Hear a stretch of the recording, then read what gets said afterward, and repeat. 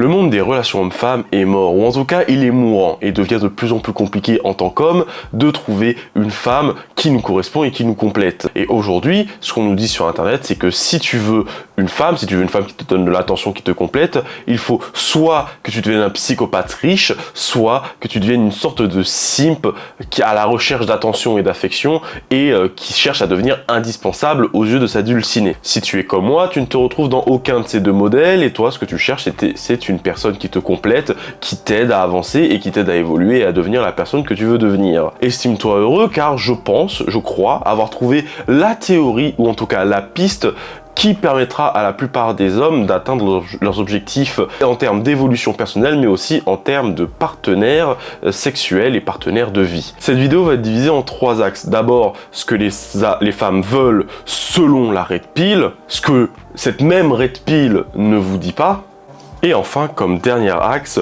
les qualités qui, selon moi, sont les plus importantes pour un homme et qui, selon moi, sont ce que les femmes recherchent vraiment. Donc on va dire que ce serait les vraies compétences, les vraies caractéristiques, sans le filtre un peu mascu de la Red Pill. Générique, bienvenue dans la White Pill.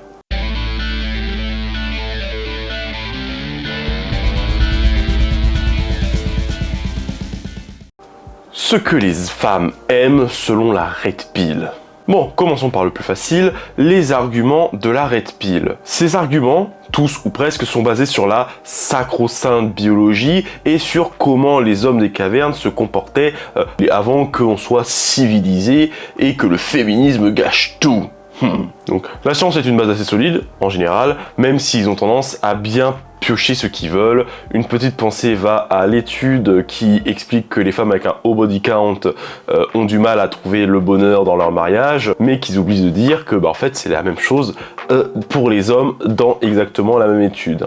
C'est quand même bizarre. Parce que oui, en tant que Red Piller, je peux pas dire que ce que font les femmes et qui les impacte négativement, peut-être que si les hommes font exactement la même chose, ça les impacte aussi négativement. Ça voudrait dire qu'on a des points communs et qu'on fait tous partie de la même espèce en fait, et que toute cette espèce de prisme comme quoi on divise tout par le sexe n'est qu'un vaste mensonge qui sert à faire vendre des trucs. Mais je digresse, je m'égare. Voici les principaux arguments avancés par la Red Pill. Le premier est le plus célèbre, celui qu'on a tous entendu: les femmes aiment les bad boy. Mais qu'est-ce qu'un bad boy précisément?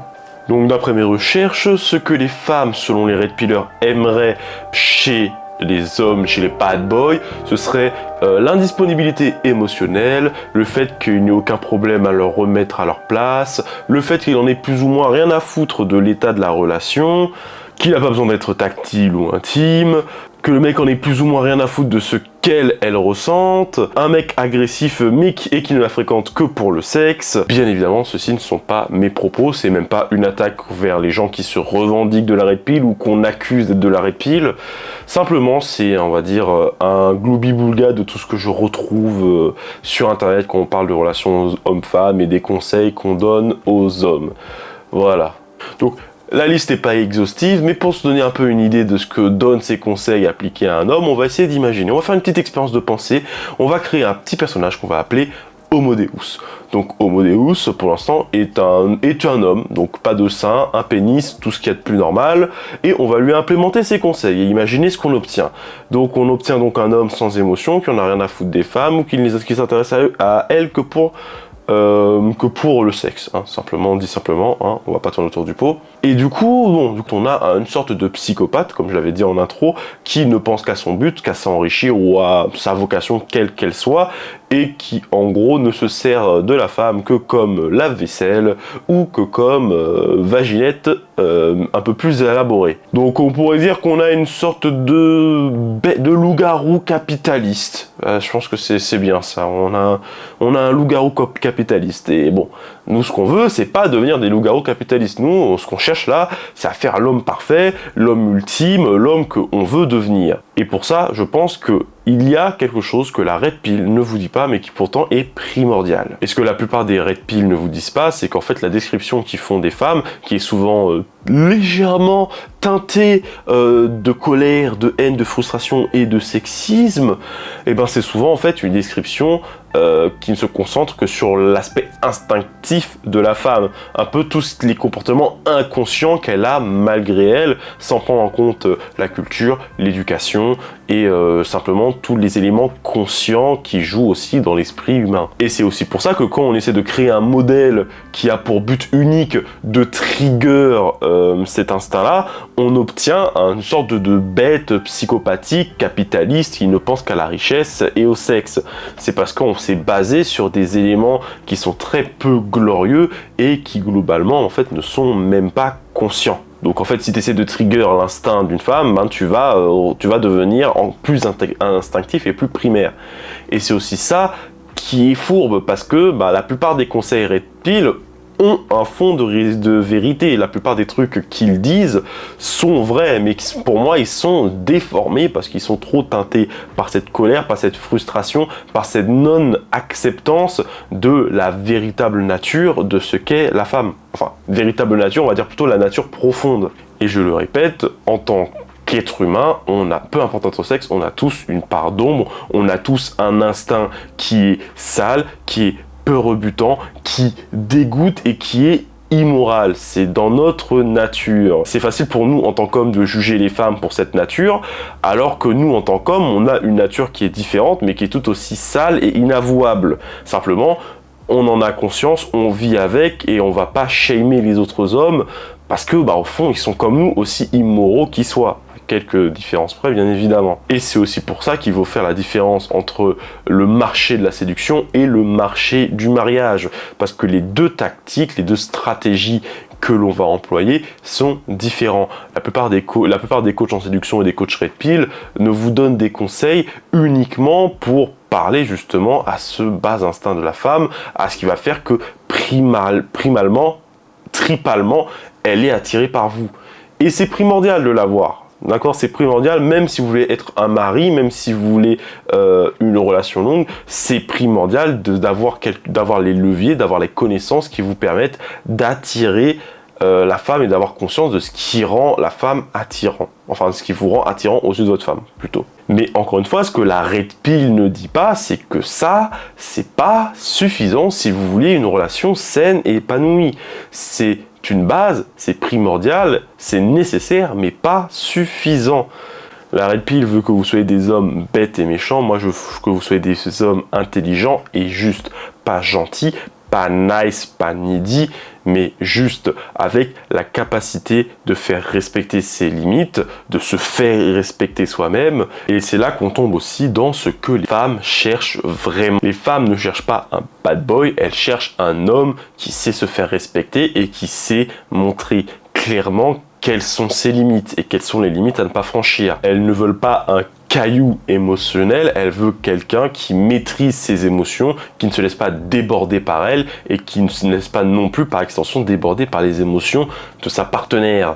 Elles veulent un homme qui sache faire preuve d'affection, mais pas tout le temps et dans des moments qui sont bien choisis. Elles veulent un homme qui ne succombe pas au plaisir, qui ne succombe pas à la tentation, mais qui sait quand même se faire plaisir à une dose raisonnable. Elles veulent un homme qui assume ses choix, quitte à blesser son entourage et sa partenaire. Un homme capable d'agresser, mais qui n'est pas agressif. Car l'agression n'est que la capacité à pouvoir protéger sa famille. On ne peut pas protéger les gens qu'on aime si on n'est pas capable d'un minimum d'agressivité envers ceux qui les menacent. Et enfin, les femmes ne veulent pas d'un homme qui n'en a rien à foutre d'elles, elles veulent d'un homme qui a un rêve, qui a une ambition, qui sert une cause qui est plus grand que lui et plus grand que d'eux.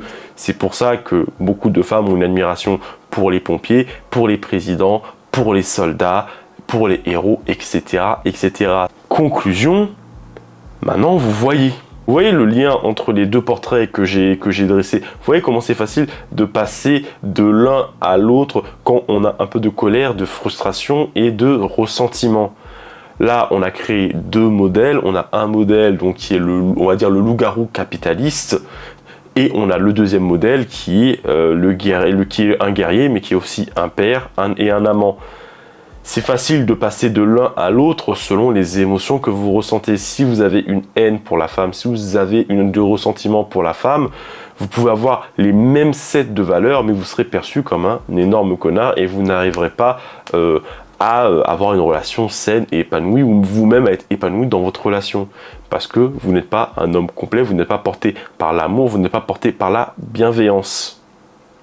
Et en soi, c'est un peu ça que je reproche au mouvement Red Pill. C'est que oui, ils donnent des bons conseils, et tous ne sont pas à jeter. Il y a même certains coachs qu'on peut qualifier de Red Pill, mais qui sont globalement assez subtils et assez bienveillants. Mais ils oublient tous de vous dire que en fait, le jeu long terme en fait ne se base pas sur ce qu'ils vous apprennent. Ce qu'ils vous apprennent, c'est un élément nécessaire qui va vous aider, qui va vous permettre de faire du quantitatif, mais le quantitatif n'est pas ce qui va vous satisfaire dans votre vie. Ce qui va vous satisfaire dans votre vie, c'est le qualitatif. Et aussi, méfiez-vous, parce que beaucoup de coachs Red Pill, enfin certains coachs Red Pill plutôt, se cachent derrière des arguments sensés, comme ceux que je viens de citer, et des choses vraies, pour après diffuser leur moralité un peu douteuse et partager leur frustration et leur colère parce qu'un jour une femme les a fait un peu trop souffrir. Donc n'écoutez pas tout ce qu'on vous dit, la personne que vous devez absolument écouter, c'est pas moi, c'est vous-même. Vous devez vous écouter, savoir ce que vous voulez et juste tester, accepter d'échouer, retester encore, tester différentes approches, prendre différentes connaissances un peu partout, et c'est que comme ça que vous trouverez ce qui vous convient. Peut-être que encore une fois, j'ai aucun problème avec ceux qui ne pensent juste qu'avoir le plus de partenaires possible, tant qu'ils sont alignés avec ça. Mais je pars du postulat que ce n'est pas ce que la plupart des hommes veulent, et ce n'est pas non plus ce que la plupart des femmes veulent. La plupart des gens veulent une relation monogame avec quelqu'un qu'ils comprennent, qui les comprend et qui les soutienne quoi qu'il arrive. C'est ça que pour moi la plupart des gens veulent. Écoutez-vous. Surtout, n'oubliez pas que vous ne devez jamais être une bête sauvage riche. Vous devez être un guerrier, un père, un amant. Et c'est que comme ça que vous aurez la vie que vous voulez et que vous pourrez vous améliorer en tant que père, en tant qu'amant et surtout en tant qu'homme en 2024. C'est le modèle que je voulais vous dresser pour ce début d'année. C'est l'objectif que moi personnellement je me fixe. Alors j'en suis encore loin, mais on commence tous quelque part. Bonne chance à vous, bonne année 2024. Avancez comme vous pouvez et je vous dis à bientôt.